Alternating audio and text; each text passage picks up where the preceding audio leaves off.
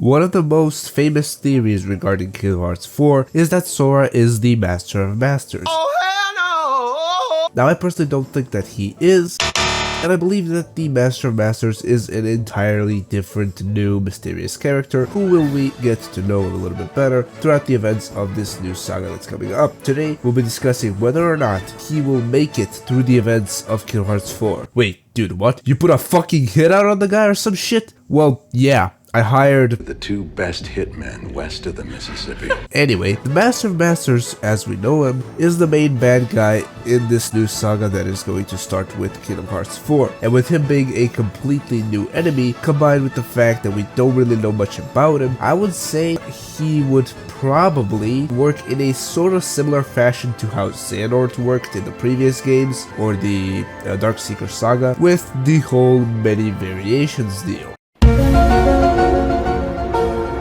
I mean, Xehanort had so many variations of himself, and the goal of each of the games so far was to defeat one of them. Now, the Master of Masters may not work the exact same way, since that would just be recycling content for Square, and I believe this is actually where the foretellers come into the story. The foretellers have knowledge passed on to them from the Master of Masters. And that is probably the key, pun intended bitch, to keeping the Master of Masters alive in some way. As we go through the new saga, I believe that we'll first have to face the foretellers. And as we go through more and more of the games, and the more and more foretellers we defeat, we will get closer and closer to the Master of Masters. Now this saga could potentially take as long as the Xehanort one, that being a whole fucking 17 years, or maybe even fucking longer, who knows. Since we don't know who aside from the foretellers is in the Master of Masters crew, and we don't know how many people he passed the knowledge to. For all I know, it could be a fucking 150 people. We could have this saga go on for 30 years. Okay, I'm probably exaggerating there a little bit, but you know what I mean. My point is that we have a lot in store for us, and in the new saga,